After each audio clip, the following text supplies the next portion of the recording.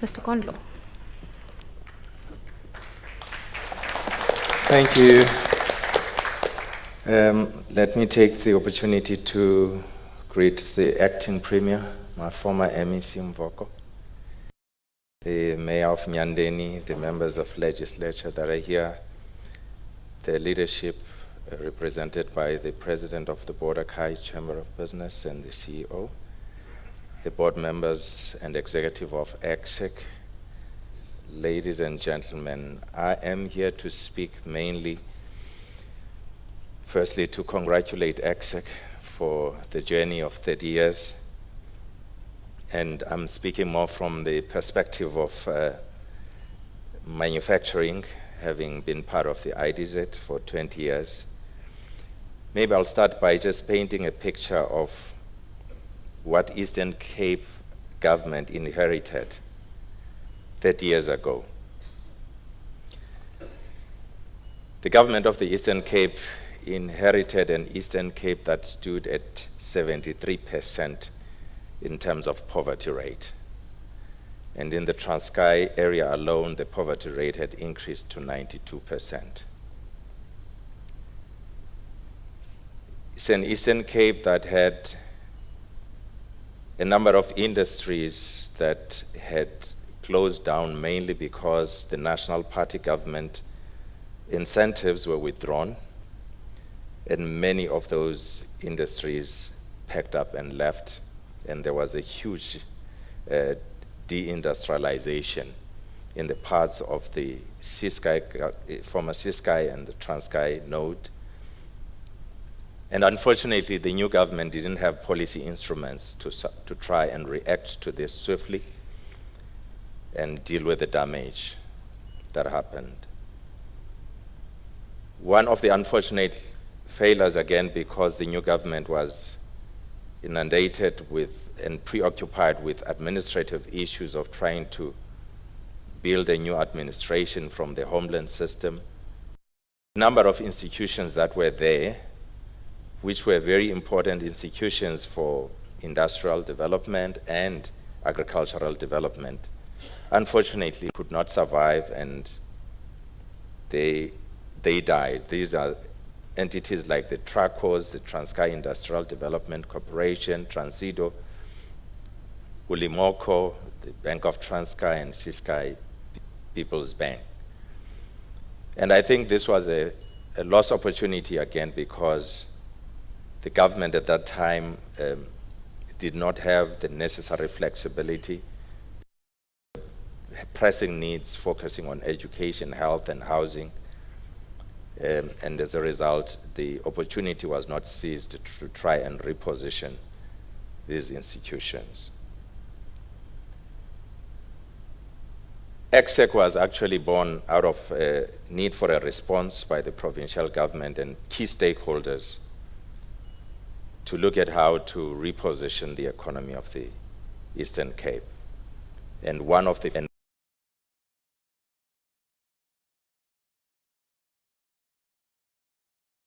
was an expression of the RDP back then, but it was one of the most powerful instruments that actually demonstrated integrated planning and budgeting for the Eastern Cape government.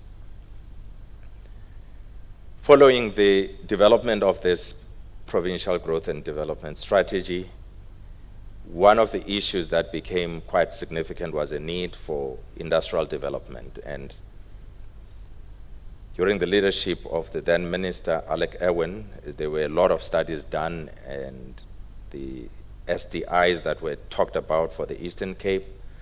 But all these discussions led to the birth of the two ELIDZs of the province. The first one being Kucha, that was designated in 2001, and following that, the East London ELIDZ, which was designated in 2002, partly because of the activism of the Border Kai Chamber of Business, working together with other stakeholders that really said that there was a strong case for another node to be developed in East London to support the manufacturing activities, particularly of the automotive sector.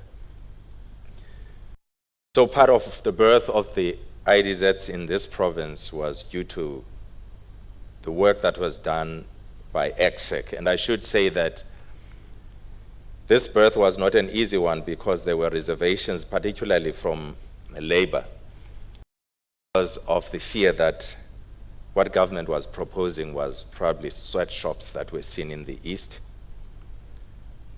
But ECSECC was able to convince the stakeholders to buy into the vision of getting these IDZs off the ground. I should say, when I joined in 2004, I joined an environment that was very unfamiliar to me. I came from the water sector, which was very much well legislated by Professor Kada Asma. And when I moved into the IDZ environment, it was extremely untidy, and no one could even tell me who appoints the board and who owns these institutions and all of those things. While there were other guiding policies in terms of the gear that has been mentioned, the microeconomic reform strategy and the integrated manufacturing strategy, none of them really spoke to this program that was being launched to try and mainstream industrialization in the Eastern Cape. I think from the word go, part of my commitment was to develop a proof of concept that this thing can be done, but to work very hard together with the Eastern Cape government to lobby for the strengthening of the IDZ program in terms of the legislative framework and policy instruments that would make it attractive to investment. I should say that it was a long lobby activity that took a number of years, and it culminated in the publishing of the ECSECC in 2014. For the first time then set a strong foundation for the development of the IDZs in the country. And I should say, even the word ECSECC is something I think my former chairman, Mr. Tino, who was here, would remember that there was a time where we present to a portfolio committee, and when we're introducing the IDZ, we would say that the IDZ in South Africa is similar to some of the entities internationally, like special economic zones. And the house would be up in arms and what? SEZ? Because it was like a swear word back then because of the reservations of not trying to have an entity that looked like what was happening in the East. But I think with time, the attitude softened, and people saw that South Africa was creating something unique, which was not exactly what we saw in the East, particularly in terms of the laws of their country being applicable within the IDZs, while in some of the models overseas, these are seen as extraterritorial, that is, they are seen as precincts that are outside the Republic. In our case, we actually said that these are entities that will be part of the Republic, and all the laws, including labor laws, will be applicable within these entities.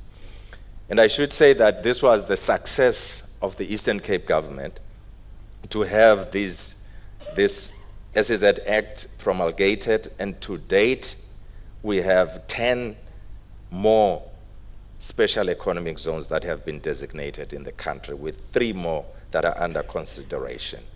And I can say confidently that this would not have happened if Eastern Cape did not take the lead, and ECSECC had been part of that.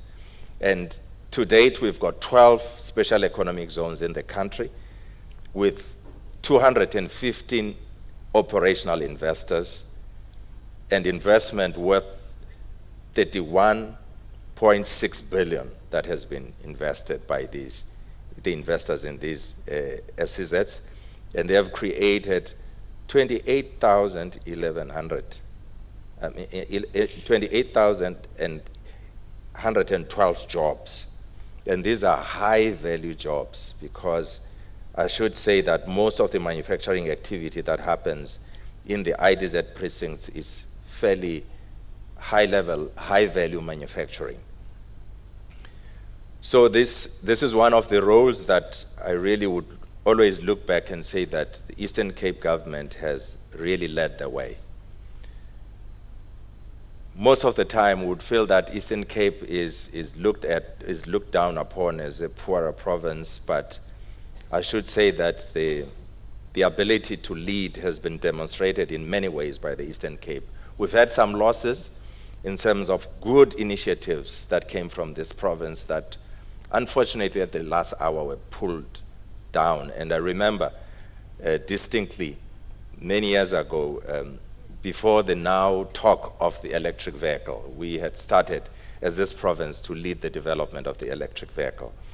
And at a point where there were 8 prototypes that were running around in Cape Town, and the company was ready to move to the Eastern Cape and do large-scale manufacturing, the CEO of TIA came and said to me, Mr. Khondlo, what you're doing is admirable as this province, but unfortunately, we are pulling the plug on the project because there are people in very high positions that are against it. So that was the death of the electric car, and would have been miles ahead in terms of the development of the technology now.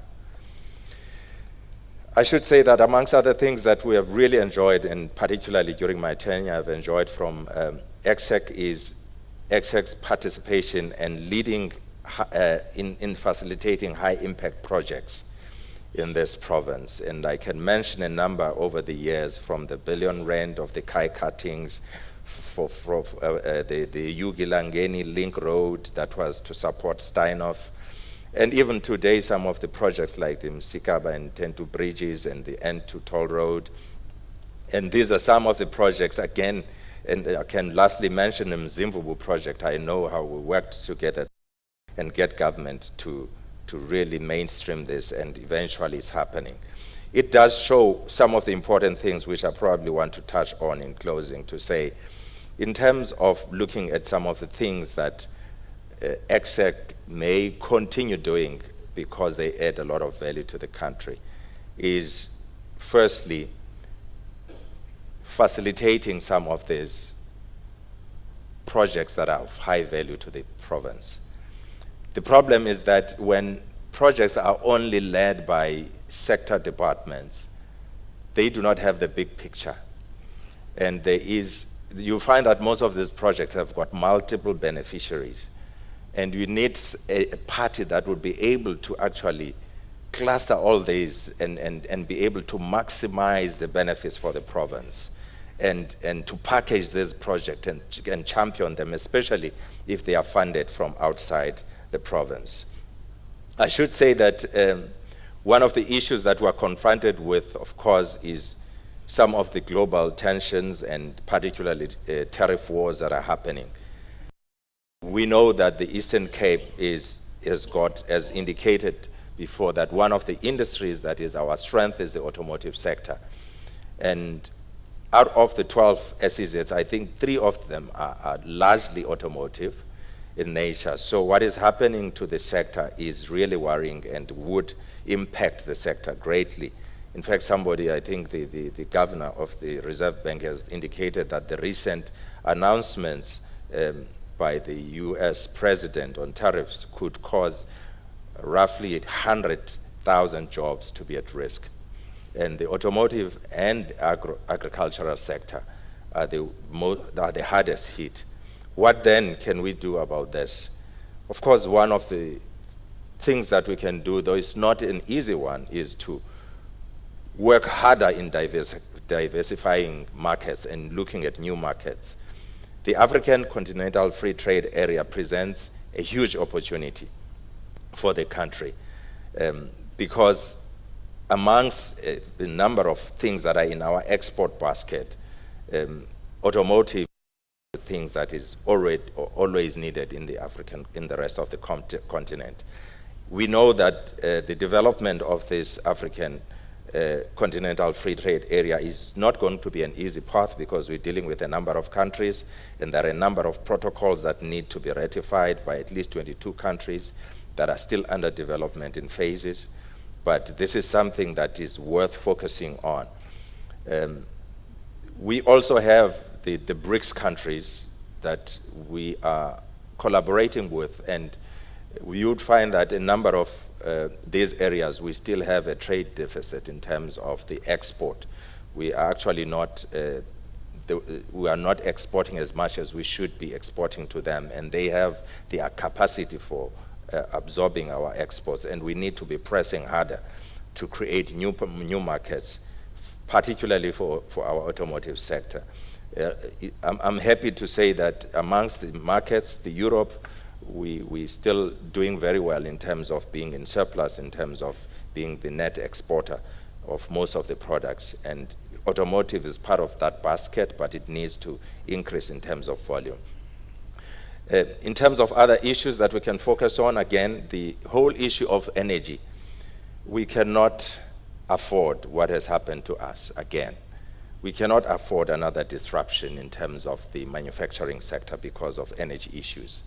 So I think we need to learn from that and make sure that we do not lose the pace or the energy in terms of pursuing diversified sources of energy, because it's not just about energy security, but it's about having renewable energy being part of our mix whenever we are manufacturing, and it is a must. So we cannot slow down in terms of the green hydrogen investment and various other efforts to diversify our energy. And I think the way to go, particularly for important industrial nodes, is microgrid development. And most countries in the world are doing that, and we have to do that if we want to survive. The last few things, which again we have touched on in working with ECSECC, the issue around new industry development. We have lots of opportunities in our country. I think the biofuels industry is just one example. And to some extent, even the whole renewable energy. The inability to move swiftly with policy development, regulation, and standards development is critical for us to be able to capitalize in terms of making sure that we leverage the benefits of being the first in developing new industries, even the commercialization of new technology and new product development. As a country, we are lagging behind in terms of the speed of developing policy and regulations that will allow the industry to thrive, and particularly development of standards for those industries that are new. Project preparation and packaging is something that I've mentioned, and again, I would encourage ECSECC to continue to do that.